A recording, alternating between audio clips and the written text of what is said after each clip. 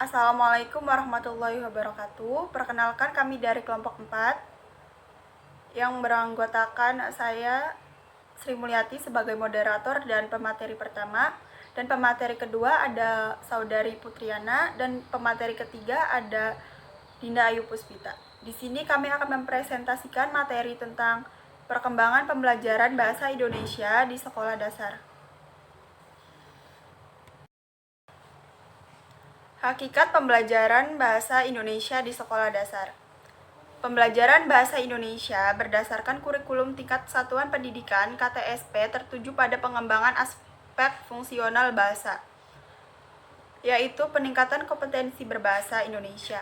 Ketika kompetensi berbahasa yang menjadi saran, para guru lebih berfokus pada 4 aspek keterampilan berbahasa, yaitu menyimak, membaca, berbicara, dan menulis. Hakikat pembelajaran bahasa Indonesia di sekolah dasar. Pembelajaran bahasa Indonesia berdasarkan kurikulum tingkat satuan pendidikan KTSP tertuju pada pengembangan aspek fungsional dan bahasa, yaitu peningkatan kompetensi berbahasa Indonesia. Ketika kompetensi berbahasa yang menjadi sasaran, para guru lebih berfokus pada 4 aspek keterampilan berbahasa, yaitu menyimak, berbicara, membaca, dan menulis. Dalam kurikulum 2004, dinyatakan bahwa standar kompetensi bahasa dan sastra Indonesia berorientasi pada hakikat pembelajaran bahasa, yaitu berbahasa adalah belajar berkomunikasi dan belajar sastra adalah belajar menghargai manusia dan nilai-nilai kemanusiaan. Penulis menyimpulkan bahwa pembelajaran bahasa Indonesia adalah salah satu mata pelajaran yang diajarkan di sekolah dasar untuk meningkatkan kemampuan siswa dalam berkomunikasi baik secara lisan maupun secara tertulis. Tujuan dan fungsi pembelajaran bahasa Indonesia di sekolah dasar. Secara umum, tujuan pembelajaran bahasa Indonesia dinyatakan dalam kurikulum 2004. Yang pertama, siswa menghargai dan membanggakan bahasa dan sastra Indonesia sebagai bahasa persatuan nasional dan bahasa negara. Yang kedua, siswa menghargai dan membanggakan bahasa dan sastra Indonesia sebagai bahasa persatuan nasional dan bahasa negara. Yang kedua, siswa memahami bahasa dan sastra Indonesia dari segi bentuk, makna, dan fungsi, serta menggunakan dengan tepat dan kreatif untuk macam-macam tujuan, keperluan, dan keadaan.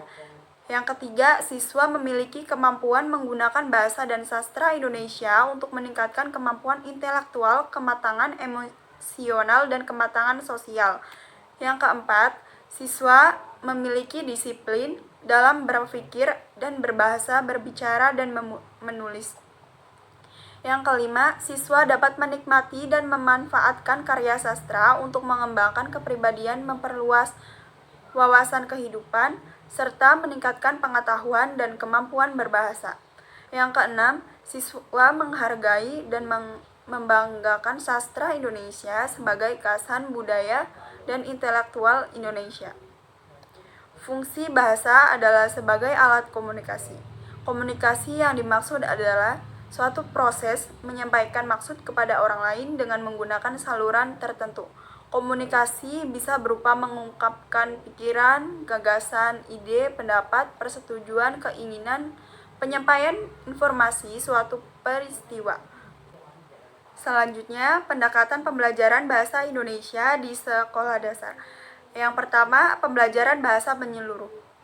Whole language approach adalah suatu pendekatan terhadap pembelajaran bahasa secara utuh. Artinya, dalam pengajaran bahasa kita mengajarkannya secara kontekstual, logis, kronologis, dan komunikatif, serta menggunakan setting yang real dan bermakna. Pendekatan whole language approach terdapat hubungan yang interaktif antara yang mendengarkan dan yang berbicara, antara yang membaca dan yang menulis.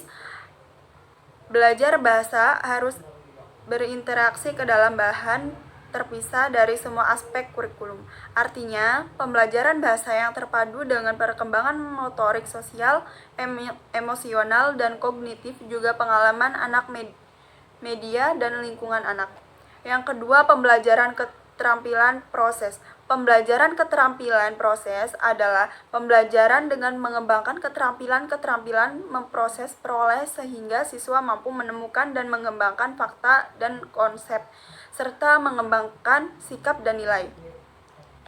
Langkah-langkah kegiatan keterampilan proses diantaranya mengobservasi atau mengamati, termasuk di dalamnya menghitung, mengukur, mengklasifikasi, mencari hubungan ruang dan waktu, membuat hipotesis, merencanakan penelitian atau eksperimen, mengendalikan variabel, menginterpretasikan atau menafsirkan data, menyusun kesimpulan sementara, meramaikan, menerapkan, dan mengomunikasikan.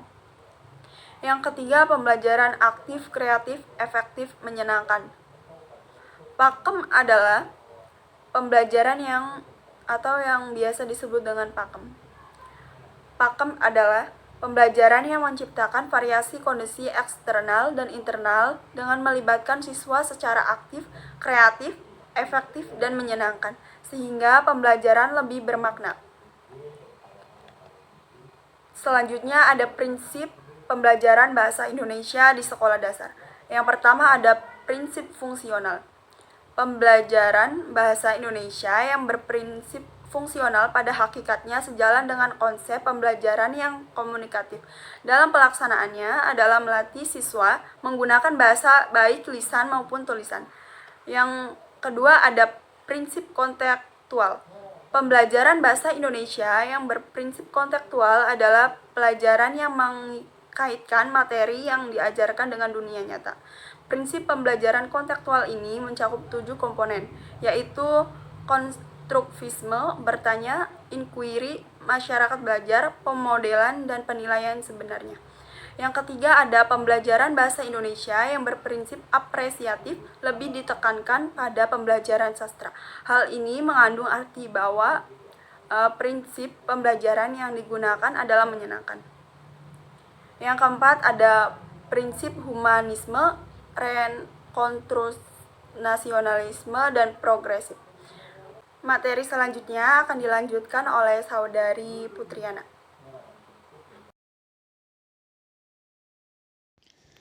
Assalamualaikum warahmatullahi wabarakatuh. Selanjutnya saya Putriana akan memaparkan tentang tujuan pembelajaran bahasa Indonesia di sekolah dasar. Bahasa Indonesia merupakan salah satu materi penting yang diajarkan di sekolah dasar karena bahasa Indonesia mempunyai kedudukan dan fungsi yang sangat penting bagi kehidupan sehari-hari. Tujuan pembelajaran bahasa Indonesia sebagaimana dinyatakan oleh Akadia dan kawan-kawan adalah agar siswa memiliki kemampuan berbahasa Indonesia yang baik dan benar, serta dapat menghayati bahasa dan sastra Indonesia sesuai dengan situasi dan tujuan berbahasa serta tingkat pengalaman siswa di sekolah dasar. Dari penjelasan Akadia tersebut, maka tujuan pembelajaran bahasa Indonesia dapat dirumuskan menjadi 4 bagian. Yang pertama yaitu lulusan sekolah dasar diharapkan mampu menggunakan bahasa Indonesia secara baik dan benar. Yang kedua, lulusan sekolah dasar diharapkan dapat menghayati bahasa dan sastra Indonesia. Yang ketiga, penggunaan bahasa harus sesuai dengan situasi dan tujuan berbahasa. Yang terakhir yaitu yang keempat, pengajaran disesuaikan dengan tingkat pengalaman siswa di sekolah dasar. Butir yang pertama dan yang kedua itu menunjukkan tujuan pembelajaran bahasa Indonesia sekolah dasar yang mencakup tujuan pada ranah kognitif dan efektif. Butir yang ketiga menyiratkan pendekatan komunikatif yang digunakan, sedangkan butir yang keempat menyiratkan sampai di mana tingkat kesulitan materi pelajaran bahasa Indonesia yang diajarkan. Dari tujuan tersebut, jelas tergambar bahwa fungsi pengajaran bahasa Indonesia di sekolah dasar adalah sebagai wadah untuk mengembangkan kemampuan siswa dalam menggunakan bahasa sesuai dengan fungsi bahasa itu sendiri, terutama sebagai alat komunikasi. Pembelajaran bahasa Indonesia di sekolah dasar dapat memberikan kemampuan dasar berbahasa yang diperlukan untuk melanjutkan pendidikan di sekolah menengah maupun untuk menyerap ilmu yang dipelajari lewat bahasa itu sendiri. Selain itu, pembelajaran bahasa Indonesia juga dapat membentuk sikap berbahasa yang positif, serta memberikan dasar untuk menikmati dan menghargai sastra Indonesia. Dalam pembelajaran bahasa Indonesia perlu diperhatikan pelestarian dan pengembangan nilai-nilai luhur bahasa serta pembinaan rasa persatuan nasional. Tujuan pembelajaran bahasa Indonesia dalam BSNP 2006 dijabarkan menjadi beberapa tujuan. Yang pertama, tujuan bagi siswa adalah untuk mengembangkan kemampuannya sesuai dengan kemampuan, kebutuhan, dan minatnya. Dan adapun tujuan bagi guru adalah untuk mengembangkan potensi bahasa siswa, serta lebih mandiri dalam menentukan bahan ajar kebahasaan sesuai dengan kondisi lingkungan sekolah dan kemampuan siswanya. Tujuan bagi orang tua siswa yaitu agar mereka dapat secara aktif terlibat dalam pelaksanaan program pembelajaran. Tujuan bagi sekolah adalah agar sekolah dapat menyusun program pendidikan kebahasaan sesuai dengan keadaan siswa dan sumber belajar yang tersedia. Sedangkan tujuan bagi daerah adalah agar daerah dapat menentukan sendiri bahan dan sumber belajar kebahasaan dengan kondisi kekhasan daerah dengan tetap memperhatikan kepentingan sosial. Terima kasih. Selanjutnya akan dipaparkan atau dijelaskan oleh rekan saya. Terima kasih. Selanjutnya yaitu pembelajaran apresiasi karya sastra Indonesia di sekolah dasar. Arti dari apresiasi menurut Kamus Besar Bahasa Indonesia yaitu kesadaran terhadap nilai-nilai seni dan budaya, atau suatu penghargaan atau penilaian terhadap sesuatu. Arti yang pertama, kata apresiasi berkaitan dengan kesadaran orang atau masyarakat terhadap nilai-nilai seni dan budaya.